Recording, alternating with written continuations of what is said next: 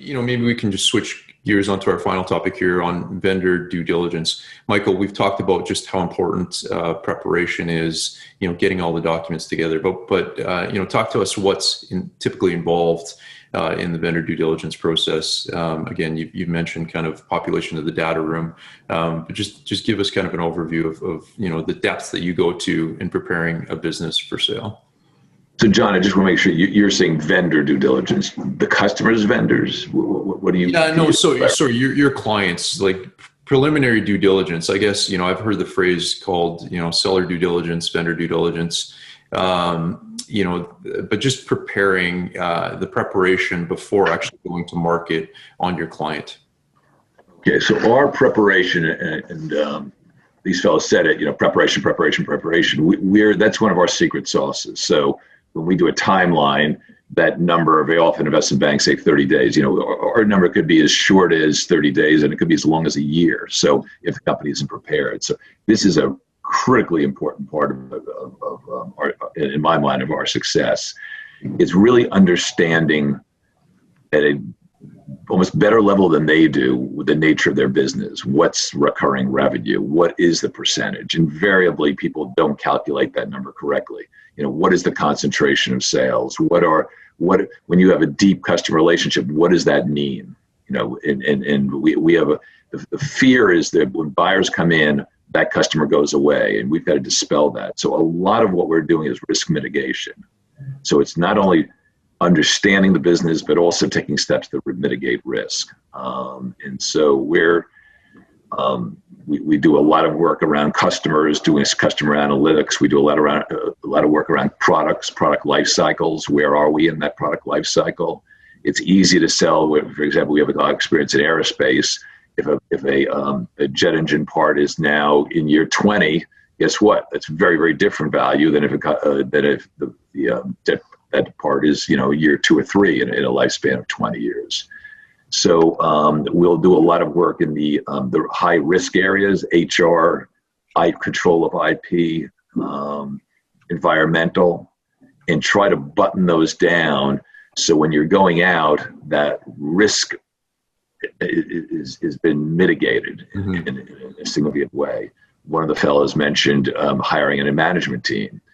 There's nothing more disconcerting to say, wow, Simon leaves the firm and he told me about the 5 stories of him playing golf with his best customer.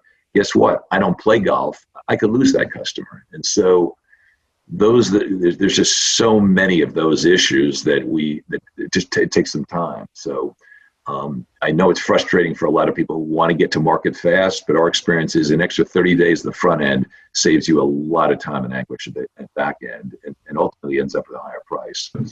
Yeah, piggybacking on what Michael said, what we say is owner, make thyself expendable, which is difficult for the entrepreneur who's been maybe successful, built a business, and everything is running through him or her. If that person can step away and not be missed that much, that's a great sign. Because I've talked with business owners and they talk about, well, I took a 2-week trip to Europe with the family and did this, that, and the other, and I just got a couple emails, some updates, because the team I have running the business knows how to run the business. I wasn't there to have to make decisions.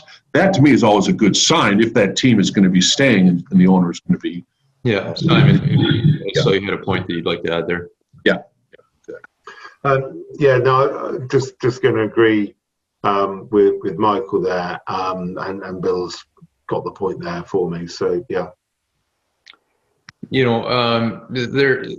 talked about maybe bringing on some external advisors. Simon, can you talk about tax planning, preliminary tax planning, the quality of earnings? There might be some other reports, maybe environmental reports if needed, with around real estate. Can you just talk about, some other preparation items that you would do before going? And to me, the vendor due diligence side is all about ensuring delivery and making sure that a buyer is not given an opportunity to change the price further down the track. So you need to assess where the skeletons are in the business. You need to, look at, review where the issues are, and you should always prepare due diligence that puts every buyer on the same footing, so they're not making incorrect assumptions or invalid conclusions about an issue. They're given the facts about the issue and they will have it, because buyers react in different ways, and you know, some buyers will see an environmental issue and run a mile. Other buyers might look at it and be prepared to take it on because the rest of the business is so strategically important, and they know they have expertise about managing through that environmental issue. So you don't want to suddenly surprise a buyer through the exclusivity period with an issue that they're not expecting, and that another buyer, had they known about it, might have accepted it. So you've really got to look at what is important to position and get that external expert in to help present it and articulate that story. And tax is the same. Tax could give certain issues in terms of the corporation, and in terms of how vendors have managed the business as their own personal wallet in the past. That often gives issue to tax to benefit in kind. I'm finding it on a transaction at the moment. And getting someone in to report and clean and give you a view before you go to market is, you know, exceptionally important. I think we'd all agree we're investment bankers, we're not tax advisors, and, you know, bring in the experts to position and tell that story. Yeah, that's great. I mean, alleviation of all surprises, really building confidence through the transaction, I think, is important, you know, in my experience of doing deals. Bill, I'll give you kind of the final point here on vendor due diligence before we wrap up. What are your thoughts on? I agree with my colleagues. Of course, you know, one thing we've touched a little bit on, but we're seeing a lot more, is the environmental concerns, and understanding that as a company, especially if it's a marketing company and they're in a high rise, that's probably not going to be an issue. But if it's a manufacturer, if it's a distribution company, that might be an issue. And we sold a company a few years ago. Distribution company had a facility on the south side of Chicago. Old building, 100-year-old, 120-year-old building that was kind of decrepit and not very good looking. And the buyer came in and did a phase one, which was a modest cost.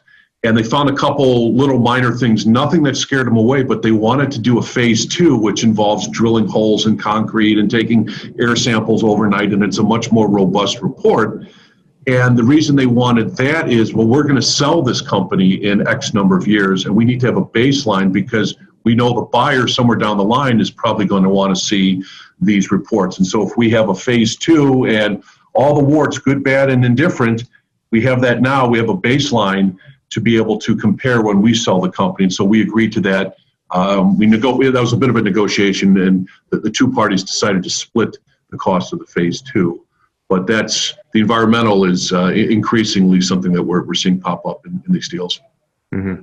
Gentlemen, this has been a great masterclass on strategic positioning and the preparation. I think we can all agree that at the onset, getting the preparation, getting things right is extremely important in executing a successful transaction.